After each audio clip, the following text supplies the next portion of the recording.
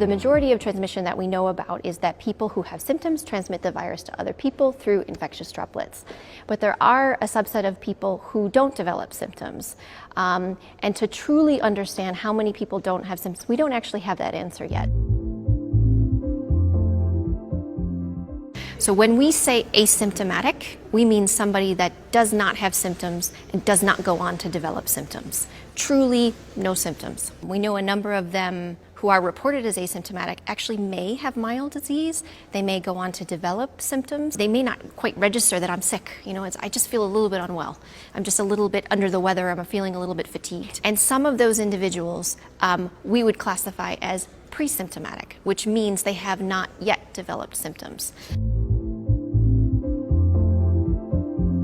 We know from some of the viral shedding studies, from some of the lab work, that there are people who are infected with COVID-19 that can be PCR positive, that can test positive 1 to 3 days before they develop symptoms. And that's something that we've known for quite some time now. What we need to better understand, and this is one of the major unknowns, is what proportion is contributing to transmission.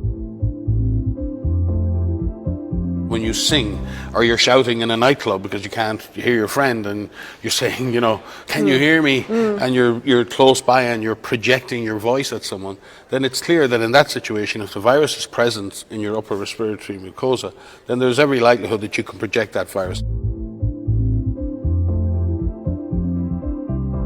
The last couple of days have been the highest number of daily cases in the world. So in terms of pandemic generation, we are still very much on the upward climb on this mountain. But what some countries have shown, many countries have shown, is if you go at this in a very systematic way, and you use a comprehensive approach, that there is enough stoppability in the virus. We've seen that with the physical measures, social distancing. We've seen it with surveillance. And we have some choices to make as a society, because it is clear, if we can identify cases and their contacts, and we ask those contacts to quarantine themselves, and we support them in that quarantine, that can be a very successful way of both stopping the disease and avoiding large-scale lockdowns in future.